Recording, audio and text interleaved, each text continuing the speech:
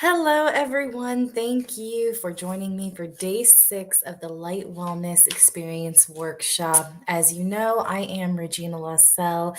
I am an architectural lighting designer and the CEO of the Light Vitality Group. The Light Wellness Experience Workshop was designed to be able to provide an extended education over the course of a 7-day period in order for you to be able to not only learn and apply everything that we have to offer at your own pace, on your own schedule, but to be able to do so in real time so that you can start to see the wellness transformations that are possible in real time while you were learning this information and applying it to your life. So that's kind of one of the staples of being able to not only educate on sleep health interventions, right, but to encourage individuals and participants to want to actively engage and to follow through with the initiatives and the education that we provide. So today we are talking about light wellness for small business owners. As you know, throughout the course of the last 5 days, we have talked about a host of things. We've talked about the tools and resources that are available to you. You have the workbook. You have sleep guidelines provided by the National Sleep Foundation. You have light wellness guidelines in order to help work with natural daylight in the environments that you exist within throughout the course of the week and that are typical to your everyday life. You now have the Circadian app, which was provided by Bastian Groys of Circadian Limited. We had an interview with him on the first day on Friday. So there are a wealth of resources available to you that provide some grounding elements, some more tangible elements to be able to start really investing in understanding this and applying it to your lifestyle. There is also a host of education inside the Circadian app and on the resource Learn Literature page on the Light Wellness, the Light Vitality Group website. So with that said, I want to walk through, dial it back real quick. On day 2, we talked very specifically about circadian health, right? We said no circadian health and some of the nuances that are tied to the pillars of wellness that circadian rhythms govern and guide. On day 3, we talked about no light wellness, the specific lighting metrics needed for different types of light wellness recipes that will help you either stay awake and support productivity and cognition and memory and general elevated mood, and of course, regular and healthy sleep-wake cycle, and light recipes that also help you to fall asleep, right? So that you stay asleep and you get a nice REM and you wake up refreshed and ready for the oncoming day. So day 4, we discussed the no positioning. So now we're taking that information about circadian health and the lighting metrics that are used in order to support circadian health, and we're taking deep dives into how to apply it into your everyday environments, whether that's at your home, at your office. Maybe it's a way to get the most out of a daylighting scenario while you're running errands around town, right? So ways to look at more, daytime wakeful light wellness recipes versus evening sedative light wellness recipes, and where you can get them. Are you getting them in an outdoor setting? Are you getting them in an indoor setting? Are you getting them in nested environments versus an entire space, right? Or an entire building? Are you not getting enough of it? Are you getting light from overhead versus below the eye level? We gave tips about, why you need to be getting certain recipes from above the eye level or from a vertical plane versus from below the eye level. So again, if you missed any of that information, go back into the videos, watch them, rewatch them, look at your workbook. Remember, we have the guides section in the menu at the top of the Facebook page that provides visual recaps for some of the answers in the workbook that you may have missed throughout the week.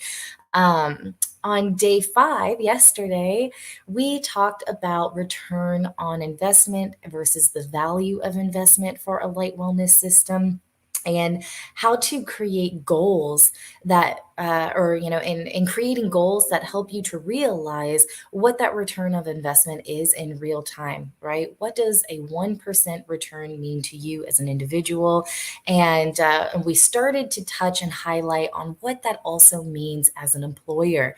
If you are someone who is responsible for overseeing and managing and paying a workforce, right? What kind of sleep health are you as an employee? But more specifically, today we're going to talk about the sleep health of your employees and how you as an employer can help support that sleep health so that they can be more productive, so that they can be healthier, so that they can be happier at work, so that they can do more on the job, be quicker, fresher, sharper, maybe more relaxed, right? Maybe less inter-office drama perhaps might be one of those values of investment, right? Not a financial indicator, but more a value indicator. So we're going to cover a few of those topics in today's session. Again, as you know, a lot of this information is, detailed, but there's so much more to know. And that's why I encourage you to reach out, ask questions, drop comments, let us know what you're thinking, and, contribute to the conversation. We want that two-way interaction. So, light wellness for small business owners. Yesterday, we started to touch on the fact that there are 3 different types of sleep health employees. There are low sleep health employees, there are moderate sleep health employees, and there are high sleep health employees. On average, a high sleep health employee cost on an annual average costs an employer approximately around $500 a year, right? A moderate sleep health employee can cost anywhere from $1,500 to $3,500 a year. And a poor sleep health employee can cost upwards of $4,500 to $5,500 per year. That can be, averaged out through paid time off, through accidents or injury on the job, maybe errors made on the job that wind up costing money to correct. It can wind up translating into legal fees and workers' comp, right? So there are a lot of ways that employers are able to save money in their employee expenses, their workforce expenses, through maintaining and tending to their employee sleep health and taking a poor sleep health employee to a high sleep health status. So, what kind of workforces are we talking about? Well, we've kind of this, evidence-based research has kind of broken down these types of employees between different working demographics, if you will. We call them workplace contexts. Those workplace contexts are shift work, right? We talked about that. Are you a rotating shift worker, or do you have extended shift work? Do you have prolonged shift work, right? We know firefighters, sometimes they're 24 hours on, 48 hours off. Nurses can have 10 to 12-hour shifts versus, an 8-hour shift. So things like that. The next workplace context is irregular work hours. Are you working in a retail store and you don't have a set schedule every single week? So maybe Monday, Tuesday, Friday, you're working the morning shift, and Wednesday, Thursday, maybe even Saturday as well, you're working an evening shift. Maybe you're closing out and you don't get out until 10 or 11 p.m. So, when you're not able to regulate your shifts and keep a consistent schedule, it's very hard on your circadian health because you're constantly adjusting your sleep schedule. And as we know, your sleep schedule really determines how your genes are going to function and communicate with each other in order to maintain those pillars of wellness. Another thing that we're looking at is non-shift work offices, right? So they're not shifts, they're regular 9 to 5s, or maybe they are, overnight rather than during the day, right? So we have night shift workers and day shift workers. And then we have non-shift field work. So, you're not necessarily on shift, you're just kind of going into the field whenever. It's like on call, right? So you have on call in the office and you have on call in the field.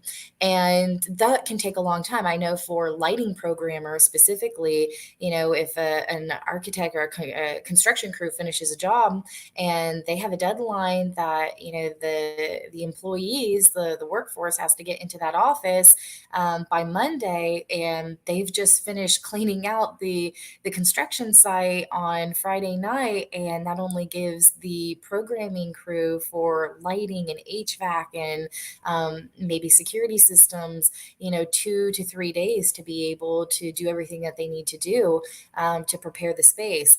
If you have a 1,200 square foot space, then that's doable, right? A 5,000 square foot space, that's doable.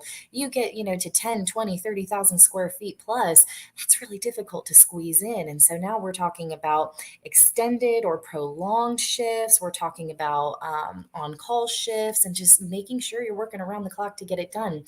And sometimes you don't have teams that can do that, right? Sometimes it's the same team around the clock. So that's something to keep in mind. So that's workplace context. Now let's talk about occupations. What kind of occupations in the workplace context are we, can benefit from a light wellness solution in sleep health intervention? We are talking about law enforcement, security, emergency response systems, including firefighters, right? Healthcare workers, hospitality industry. Hospitality industry is huge, right? Everyone wants to be entertained. People are constantly traveling. People need to eat, right? People need to check into hotels, and after taking the red eye, or check out before taking the red eye, right? So customer service call centers, including IT support centers, manufacturing sector, right? You might have shipping, you might have logistics, you might have packaging, you might have, deliveries and, shelf stocking. There might be a lot of different things in manufacturing that you have to do in order to make sure that you get the job done. And that can be a 24-hour job. Public transportation, right? Public transportation can be 24/7, and truck drivers. So I'm sure that there are other markets and occupations that are applicable to this conversation, but these are the ones that have been broken down across a series of clinical studies with evidence-based research. So we're going to talk a little bit about the types of interventions that are taking place, right? So sleep hygiene education. First and foremost, I want to let you know that there is a ton of sleep hygiene education out there.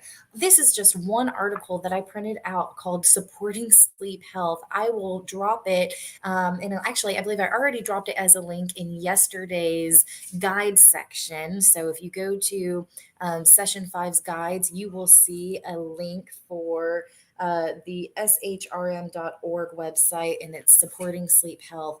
And it walks through some of the trends, and there's a ton of articles that discuss the growing sleep intervention market. Some of the ones that I found really helpful were helping employees get the sleep they need by the centers, and also it's important to recognize that these come from highly accredited sources.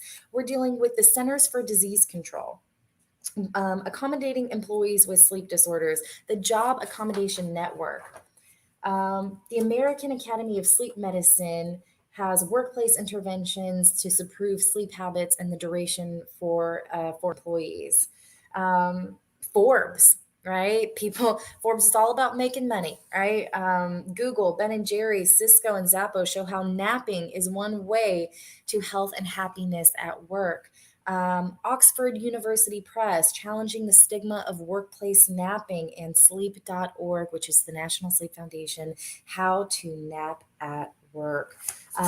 So there's a lot of useful resources in that one article alone. Again, it is in the guide section.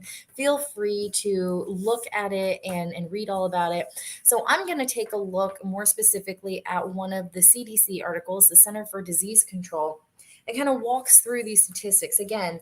We have talked about the measure, the financial indicator of a sleep health employee with the cost of expenses versus the rate of productivity, the rate of cognition. Maybe someone might be a little bit sharper and less on edge, so they're able to get the job more effectively, more efficiently, and with higher quality, right? So here are some ways that you can, or this resource really helps you look at what, if and what sleep intervention is right for your business. So, first, what they do is they say, have an assessment, right? What information about my employees and my work site can I use to select an appropriate sleep intervention? Do I have an employee workforce and a site that really can foster education versus application? Do I have an organization where I can offer an initiative or a third party initiative? Is it a direct initiative inside the office, or is it a third party initiative that they can apply for or that they can use as a benefit inside maybe my human resources package, right? So there are lots of ways to look at it, and at the end of this, we're going to walk through what those are.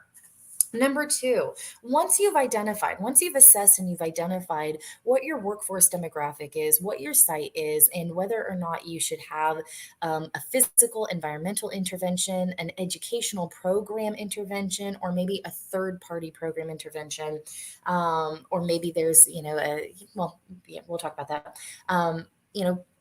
Next, you have to plan on how you're actually going to execute that and achieve that. So, planning and management, how will I empower and encourage my employees to participate? Right? Especially with the built environment application, we have to think very strategically about whether or not we're going to be providing individual control of lighting sources and solutions for them to use. Is it going to be room based? Is it going to be locally based, like a task light, or is it going to be an automated program where they don't have control or access to the controls, but rather it's run on a programmed schedule, maybe something with an astronomical time clock that keeps in time with the cycle of the day and night of this rise and fall of the sun. So things to think about when you're thinking specifically about a light wellness solution versus other interventions, right? Do I have enough spaces programmatically to warrant investing in a light wellness solution? And again, remember, we talked about this on day 4 and day 5. It doesn't have to be your entire office. It can be a big gesture. It can be a nested environment that becomes a big gesture inside your space. And we'll talk a little bit about what that means soon. So again, oh, well, here we go. 3, implementation. What supports do I need to put in place to make the intervention a success? Do I need a team of qualified specialists? Do I need an architect? Do I need a designer? Do I need a lighting consultant? Do I need a sleep health expert? Do I need an insurance plan that integrates sleep health interventions into an HR package or a human resource package? And then last, as an employer, after you have assessed, planned, and implemented, you have to evaluate. Right?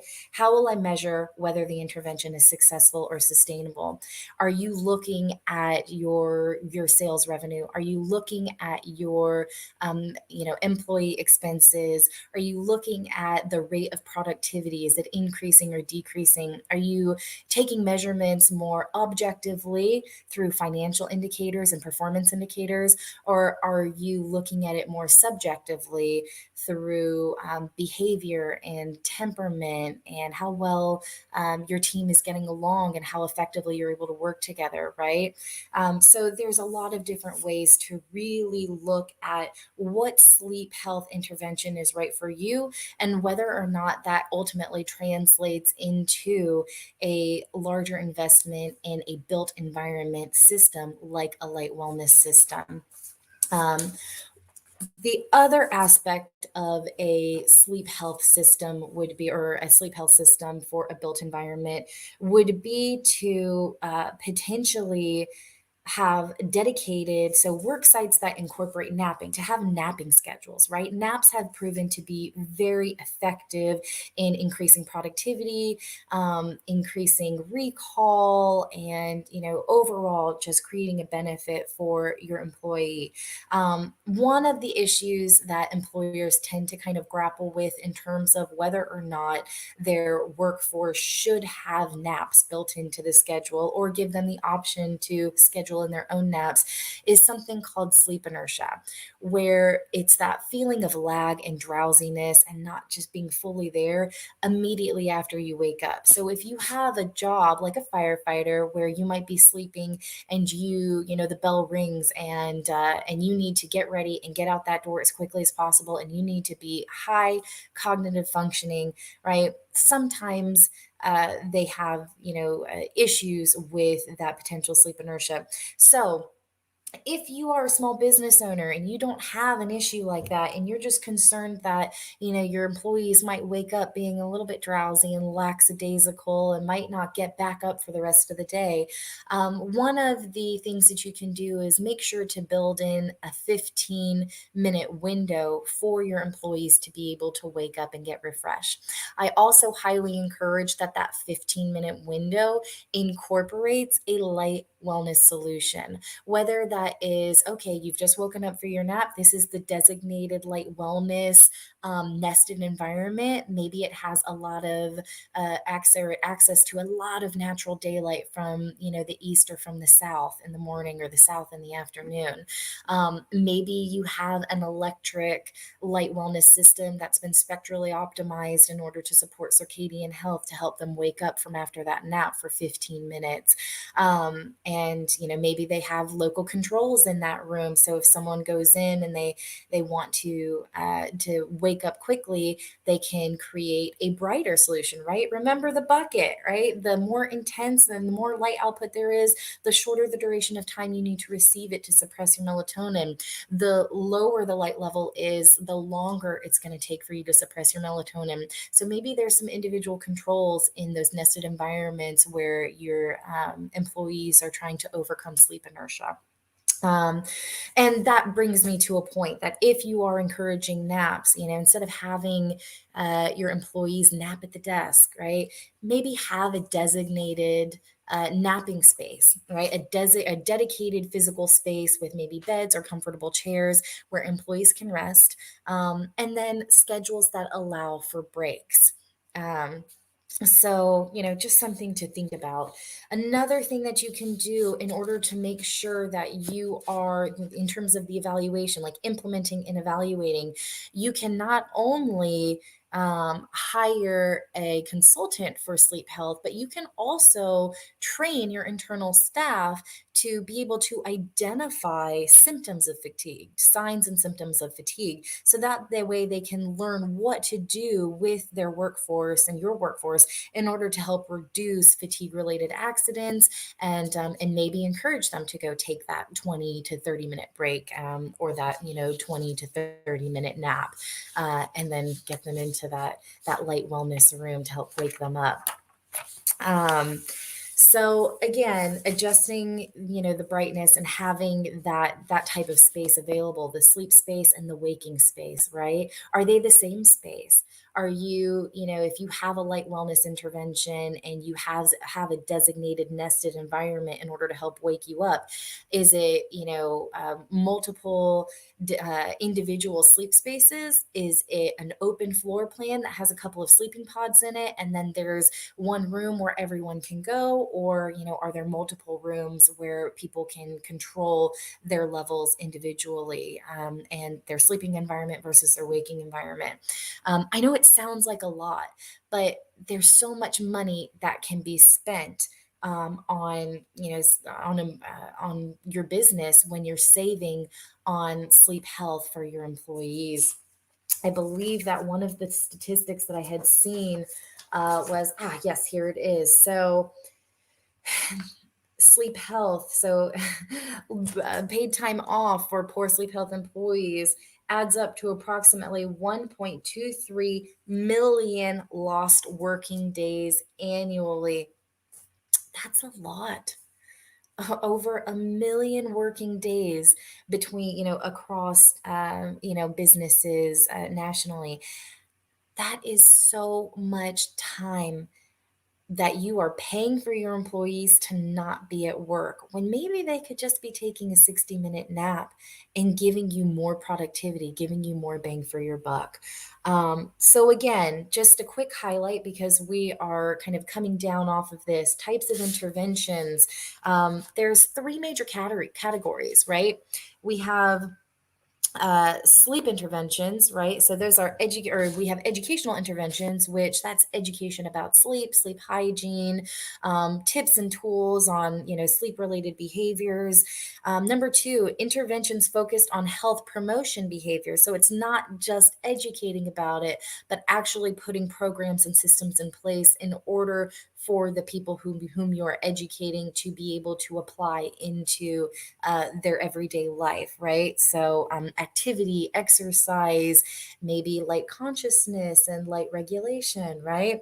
And number three, interventions focused on workplace environmental modifications. So, again, that may be sleeping pods, that might be light wellness perk up rooms and wake up rooms, designated spaces by, windows and daylight in order to promote productivity and encourage, kind of the fall off or a high rate of coming off of sleep inertia.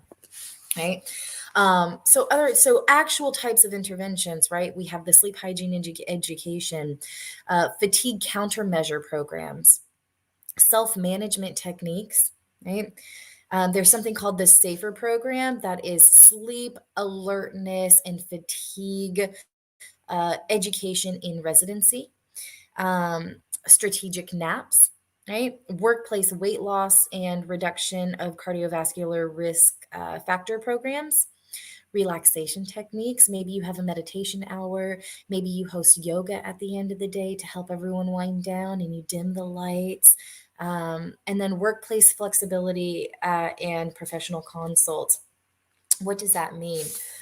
Workplace flexibility. We're talking very specifically about employers being able to allow employees to manage their schedule. So maybe that means working from home. Maybe that means that they are, going into the office part of the week and staying at home the other half of the week. Or maybe they're working from home the majority of the time, if not all the time.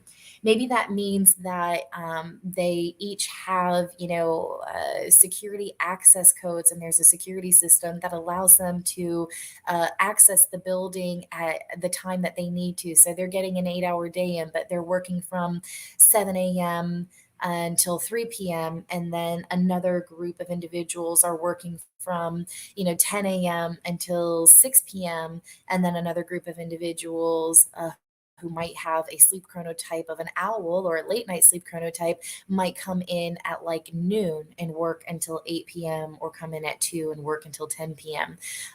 Your sleep chronotype makes a difference. And so that's one of the areas of assessment that you as an employer can look at. Okay, let's look at my workforce.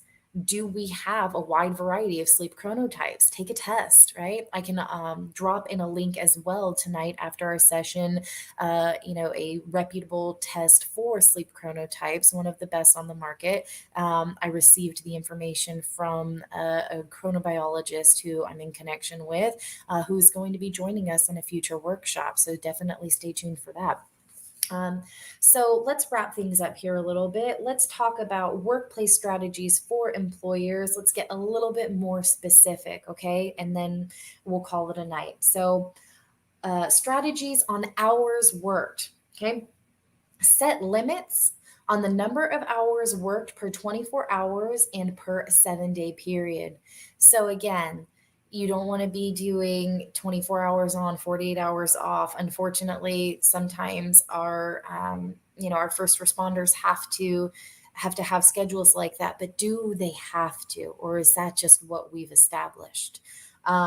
So this should include restrictions on how much and when overtime can be worked. Number two, establish a minimum of 10 to 11 consecutive hours off from work per 24-hour period for workers to obtain at least 7 hours of sleep, right? So they're saying they get 10 to 11 hours off, no matter what, right? None of this get into the office at 7, get out of the office at 10 p.m. or 7 a.m., get out of the office at 10 p.m., right? We're saying give them a solid 10 to 11 hours off so they can get a minimum of 7 hours of sleep. Number three, implement flexible scheduling options. We just talked about that. Maybe it's security access, give, early morning chronotypes, afternoon chronotypes, and late night chronotypes the option to be able to pick when they are going to work most effectively based on their sleep schedule. No, so that was on hours worked. Now on environmental support, right? Workplace strategies for employers to provide environmental support. Provide a sleep education program for all employees. Promote the use of short naps during work breaks, right? 30 to 45 minutes with a 15-minute break or, option for waking up and kind of bouncing back from the sleep inertia. Again, this is not in addition to their lunch break, right? So if you want to give a 30-minute lunch break and, a 30 to 45-minute break for naps, right? Then you can talk about that and you can designate that. Might be an hour and a half in the day, right? It might be an hour for your nap and 30 minutes for your lunch.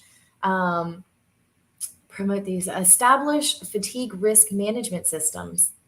Incorporate fatigue related factors into incident investigations, right? So again, we're talking about workers' comp. Establish an anonymous, no blame reporting system for incidents and near misses. Again, you want to be able to evaluate, right? What that payoff is. So there's a difference between, someone saying this happened versus, because of fatigue, or someone being scared to say that this happened because of fatigue. And that's a way that you can look at that value of investment indicator to see what a fatigue related incidence is and maybe see the rate of drop once you start to apply these sleep interventions. Excuse me. Establish a system to facilitate workers with sleep problems seeing a healthcare provider or an accredited sleep disorder center. Again, this is something that might be able to be built into your human resource package, and might be something that can be provided through insurance. So just keep in mind that those types of programs and providers are available, and that might be something that you can offer in order to incentivize your employees to not just learn about sleep health, but to practice it. 6, protect the time for sleep for evening and night shift employees, right? By not requiring attendance at meetings or attention to work functions during time off. What that's saying is that if you have a night shift employee and there is a meeting during the day and you are requiring them to be there after they have worked 4 nights overnight and they've got 2 days off, and then they're going to have to go back for another 2 to 3 nights, working on. But in that 2-day period that they have off, you're requiring them to go to daytime meetings. That's significantly disrupting their potential sleep schedule and their potential to stay well and their productivity and their attention to detail, which is so critical, especially in the healthcare market, right? So again, protect their time for sleep by not requiring attendance at those types of meetings or work functions, and maybe have a subset of meetings for day shift versus night shift workers. Modify environmental factors such as lighting to promote worker well-being and alertness. You can also improve air quality. You can change the temperature. Again, if it's going to be warmer, it's going to cause the core body temperature to heat up, and you're going to feel, a little more fatigued and lose energy. So, a cooler body temperature might kind of help stimulate you, if you will, and kind of keep you awake. You especially kind of want to start dropping that temperature in the evening hours if it's not for shift work, because you're kind of setting the body up to fall asleep, right? Remember, one of the circadian markers or one of the biomarkers for circadian health is a reduced core body temperature or a lower core body temperature. So, to pump up the heat at the end of the day is actually counterproductive for their circadian health. So, something to keep in mind. Um, Incentivize the use of public transportation, especially after long or late shifts and for workers with longer commutes. Educate drivers on the dangers of drowsy driving, right? Remember, we want to pull over if you're drowsy. I believe it's with 1 in 5 fatal accidents happens because of drowsy drivers. I'd have to, follow up with that statistic. Actually, let me look very quickly. I have one right here. Yeah, 1 in 5 fatal motor vehicle crashes involves a drowsy driver, according to the National Transportation Safety Board.